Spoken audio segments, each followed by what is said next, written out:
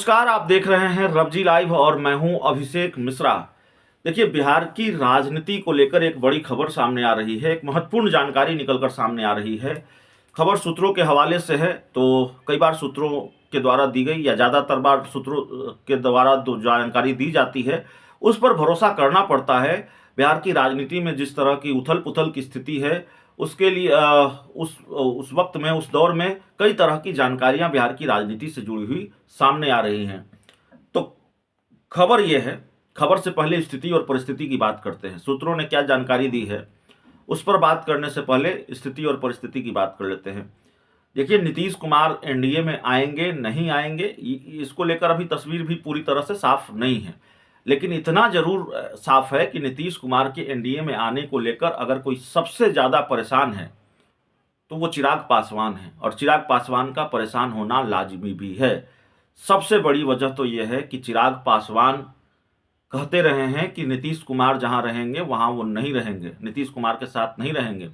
नीतीश कुमार की नीतियों पर लगातार चिराग पासवान सवाल उठाते रहे हैं, और सवाल यह है कि नीतीश कुमार अगर एनडीए का हिस्सा हो जाएंगे और चिराग पासवान एनडीए में बने रहें तो भी क्या वो नीतीश कुमार की नीतियों पर सवाल उठा पाएंगे।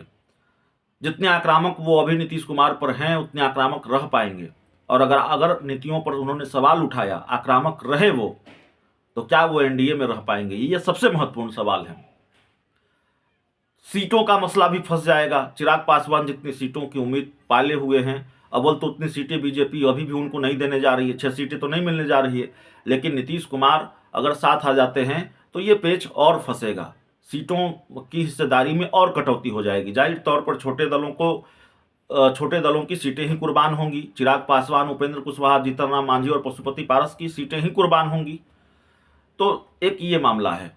तो चिराग पासवान की परेशानी नजर आई, और इसको लेकर चर्चा भी हुई जब दिल्ली में उन्होंने माफ कीजिएगा, जीतन राम मांझी को, उपेंद्र कुशवाहा को घर पर बुलाया, डिनर किया। खबर ये आ रही है कि चिराग पासवान आरजेडी के एक बड़े नेता से मिले हैं, और इस खबर के बाद ये सवाल बिहार के राजनीतिक गलियारों में टहल रहा है कि क्या चिराग पासवान इंडिया गठबंधन की तरफ भी देख रहे हैं? क्या चिराग पासवान अपना प्लान बी तैयार कर रहे हैं कि नीतीश कुमार अगर एनडीए में आ जाते हैं तो उनको क्या करना है? क्या चिराग पासवान इस प्लान पर काम कर रहे हैं?